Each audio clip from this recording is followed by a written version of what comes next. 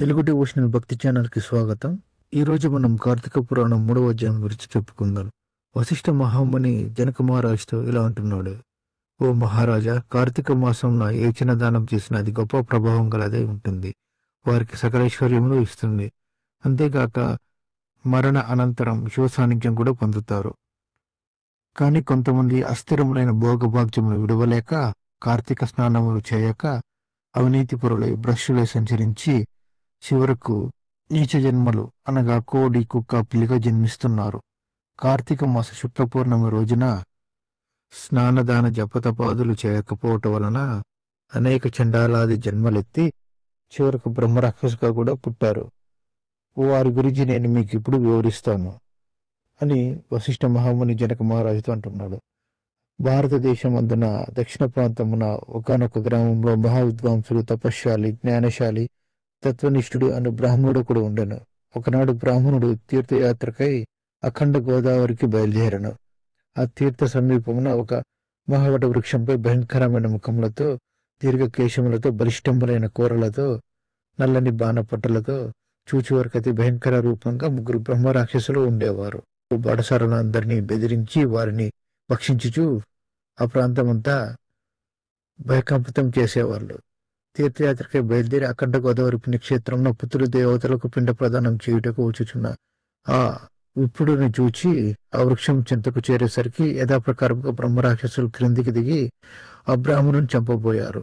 బ్రాహ్మణుడు ఆ భయంకర రూపాన్ని చూచి వణుకుతూ నారాయణ స్తోత్రం బిగ్గరగా పఠించాడు. ప్రభు, అనాథరక్షక, ఆపదలనున్న గజేంద్రుణ్ణి, నిండు సభలో అవమానాలు పాగుచున్న మహాసాధ్వి ద్రౌపదిని, బాలుడికి ప్రహ్లాదుని రక్షించిన విధంగా ఈ పిశాచాల బారి నుండి నిన్ను రక్షించు తండ్రి అని వేడుకొనగా ఆ ప్రార్థనలు విన్న బ్రహ్మరాక్షసులకు పూర్వజన్మ జ్ఞానం కలిగింది. ఆ తర్వాత ఆ బ్రహ్మరాక్షసులు బ్రాహ్మణుడితో ఇలా అంటున్నారు: మహానుభావ, మీ నోటి నుండి వచ్చిన శ్రీమన్నారాయణ స్థుతి విని మాకు పూర్వజన్మ జ్ఞాపకాలు గుర్తొచ్చాయి. మీరు మమ్మల్ని రక్షించండి అని ప్రాధాయపడ్డారు. వారి మాటలకు అప్పుడు బ్రాహ్మణుడు ధైర్యం తెచ్చుకొని, ఇంతకు మీరెవరు? మీకు రాక్షస రూపాలు ఎలా వచ్చాయి? మీ వృత్తాంతం చెప్పండి అని చెప్పి అడిగాడు. దానికి అందులోని మొదట బ్రహ్మరాక్షసుడు ఈ విధంగా చెప్తున్నాడు: నాది ద్రవిడ దేశం, బ్రాహ్మణుడను. నేను మహాపండితుడని గర్వం గల వాడినై ఉంటిని. న్యాయ అన్యాయ విచక్షణాలు మాని పశువు వలె ప్రవర్తించాను. బాటసారుల వద్ద, అమాయకపు గ్రామస్తుల వద్ద దౌర్జన్యంగా ధనములు హక్కున్నాను. దుర్వ్యసనాలతో భార్యాపుత్రాదులను సుఖపెట్టక పండితులను అవమానపరుస్తూ లోకకంటకుడనయ్యాను. ఇట్లుండగా ఒకనొక పండితుడు కార్తీక మాస వ్రతంను యథావిధిగా ఆచరించి పూతతృప్తి కొరకు బ్రాహ్మణ సమారాధన చేయి తలంపుతో పదార్థ సంపాదన నిమిత్తం దగ్గరున్న నగరంలోకి బయలుదేరి తిరుగు ప్రయాణంలో మా ఇంటికి అతిథిగా వచ్చాడు.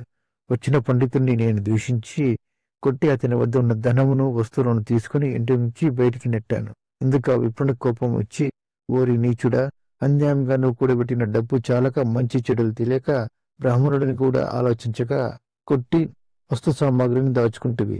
కాబట్టి నువ్వు రాక్షసుడివై, నరభక్షకుడివై నిర్మానుష్య ప్రదేశంలో ఉందువుగాక అని శపించాడు. ఈ అపరాధమును క్షమించమని వారిని ప్రార్థించాను. అందుకు అతను దయతలిచి, గోదావరి క్షేత్రం ముందక వటవృక్షము ఉంది, నువ్వు అక్కడ ఉండు. ఏ బ్రాహ్మణుడు కార్తీక వ్రతం ఆచరించి పుణ్యఫలం సంపాదించుండునో ఆ బ్రాహ్మణుని వలన పునర్జన్మ పొందుతావు అని చెప్పి వెడిలిపోయాడు. ఆనాటి నుండి నేను రాక్షస రూపమున నరభక్షణ చేస్తూ ఉంటుంది. కావున విప్రోత్తమ, నన్ను, నా కుటుంబంను రక్షించండి అని మొదటి రాక్షసుడు చెప్పాడు. ఇక రెండవ రాక్షసుడు, ఓ ద్విజోత్తమ, నేను కూడా పూర్వజన్మలో బ్రాహ్మణుడనే. నేను యుజుల సహవాసం చేసి తల్లిదండ్రులను బాధించి వారికి తిండి పెట్టక మాడిచి వారి ఎదుటనే నా భార్య బిడ్డలతో పంచపక్ష పరమాన్నం భుజించేవాడిని. నేను ఎట్టి దాన ధర్మాలు చేసి ఎరగను. నా బంధువులు కూడా హింసించి వారి ధనం అపహరించి రాక్షసుని వల్ల ప్రవర్తించాను. కాన నాకు ఈ రాక్షసత్వం కలిగను. అన్ని పాపపగ్రం నుండి ఉద్ధరింపము అని రెండవ బ్రహ్మరాక్షసుడు ఆ బ్రాహ్మణుని పాదాలపై పడి వేడుకున్నాడు. ఇక మూడవ రాక్షసుడు కూడా తన వృత్తాంతంని ఈ విధంగా చెప్పాడు: మహాశయ, నేను ఒక సంపన్న కుటుంబంలో పుట్టిన బ్రాహ్మణుడను. నేను విష్ణు ఆలయంలో అర్చకునిగా ఉండేవాడిని. స్నానం కూడా చేయకుండా కట్టుబట్టలతో దేవాలయంలో తిరిగేవాడిని. భగవంతునికి ధూపదీప నైవేద్యాలు కూడా పెట్టక భక్తులు తెచ్చిన సంభారములను బుడిగతికి అందజేయచ్చు, మద్యం మాంసం సేవించుచు పాపకార్యం చేసినందున నా మరణాంతరం ఈ రూపం ధరించాను. కావున నన్ను కూడా పాప విముక్తుని కవింపము అని ప్రార్థించను. ఓ జనక మహారాజా, తపోనిష్ఠుడకు ఆ విప్రుడు పిశాచముల ఈనలాపములు ఆలకించి, ఓ బ్రహ్మరాక్షసులారా, భయపడకండి. మీరు పూర్వజన్మలో చేసిన ఘోర కృత్యముల వల్ల మీకు ఈ రూపము కలిగిన నా వెంట రాండి, మీకు యుక్తిని కలిగిస్తానని చెప్పి వారిని అతనితో తీసుకెళ్లాడు.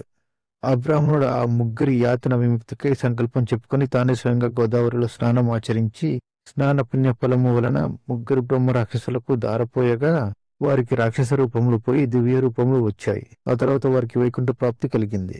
కార్తీక మాసంలో గోదావరి స్నానం ఆచరించినచో హరిహరాదులు సంతృప్తి చెంది వారికి సకల ఐశ్వర్యాలు వసుగుతారు. ఇది స్కాంద పురాణ అంతర్గత వశిష్ఠ ప్రోక్త కార్తీక మహత్యమందలి 3వ రోజు అధ్యాయం 3వ రోజు పారాయణం సమాప్తం. దయచేసి ఈ వీడియోని లైక్ మరియు షేర్ చేయండి. తద్వారా ఈ వీడియో చాలా మందికి చేరుతుంది. అలాగే నా ఛానల్ని సబ్స్క్రైబ్ చేసుకుని పక్కన ఉన్న గంట సింబల్ని కూడా కొట్టండి. తద్వారా కార్తీక పురాణం రోజు వీడియోలు మీ మొబైల్ నోటిఫికేషన్స్ లాగా వస్తాయి. ధన్యవాదాలు.